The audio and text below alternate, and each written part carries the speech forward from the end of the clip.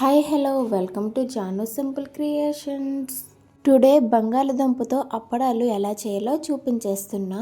చాలా ఈజీగా చేసుకోవచ్చు. పప్పు, సాంబార్, రైస్ సైడ్ డిష్గా వీటిని తింటే చాలా బాగుంటాయండి. ఇంకా ప్రాసెస్ అయితే స్టార్ట్ చేసేద్దామండి. ఫస్ట్ అయితే ఒక 3 బంగాళదుంపల్ని తీసేసుకొని బాయిల్ చేసి పక్కన పెట్టుకోవాలి. ఇప్పుడు వీటిని పొట్టు తీసేసుకొని పక్కన పెట్టుకుందాం.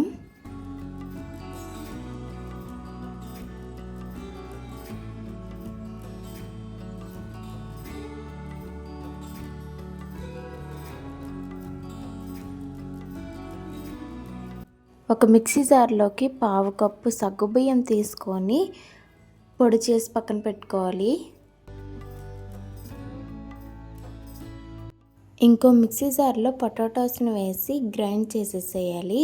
ఇప్పుడు గ్రైండ్ చేసిన దానిలోకి 2 స్పూన్స్ బియ్యం పిండిని యాడ్ చేసి మళ్ళీ గ్రైండ్ చేసుకోవాలండి. ఇలా గ్రైండ్ చేసుకున్న పేస్ట్ని మిక్సింగ్ బౌల్లోకి ట్రాన్స్ఫర్ చేసేయాలి. ఈ పేస్ట్లోకే ఇంకొంచెం బియ్యం పిండిని యాడ్ చేసి అందులోనే సగ్గుబియ్యం పొడిని కూడా యాడ్ చేసి చేతికి ఆయిల్ రాసేసుకొని మొత్తం మిక్స్ చేసేయాలి.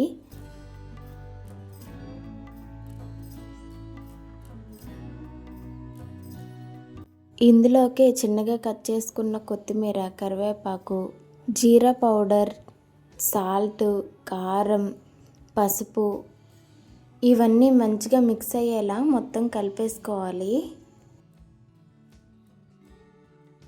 కొంచెం కొంచెం వాటర్ యాడ్ చేసుకుంటూ కలుపుకోవాలి.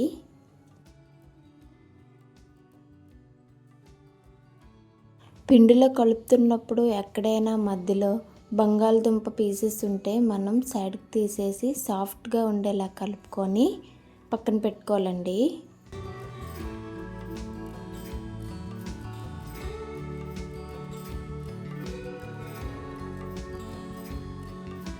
చేతికి ఆయిల్ రాసుకొని చిన్న చిన్న బాల్స్లా రెడీ చేసుకొని పక్కన పెట్టుకోవాలి.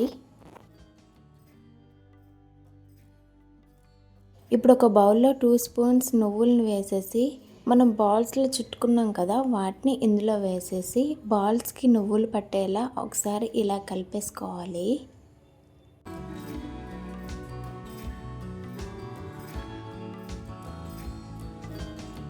ఏదైనా ఒక కవర్కి ఇలా ఆయిల్ అప్లై చేసి మనం రెడీ చేసి పెట్టుకున్న పిండి ముద్దని ఇలా పెట్టేసి పైన కూడా కవర్ ఇలా ఫోల్డ్ చేసి ఇలా ఫ్లాట్గా ఉండే గిన్నెతో అడ్ చేసుకోవాలి.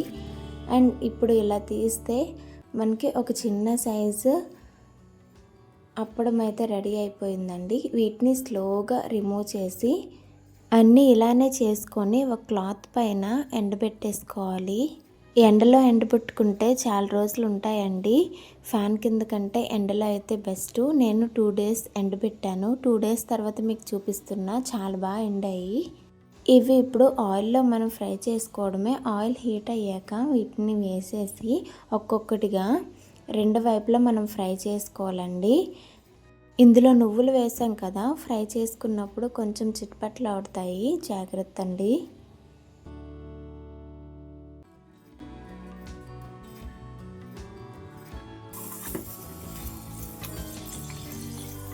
ఇలా ఫ్రై చేసుకున్నాక సర్వ్ చేసుకోవడమేనండి. ఇంకా అప్పడం ఫ్రై చేసి చూపిస్తున్నా అండి. సేమేనండి, అన్నీ ఒకలాగే ఫ్రై చేసుకోవాలి. ముందు సైడ్స్ ఇలా ఒత్తేసుకొని అండ్ రివర్స్ చేసి 2 వైపులా ఫ్రై చేసుకున్నాక తీసేయడమే. మీరే చూడండి, కరకరలాడుతూ చాలా బాగున్నాయి.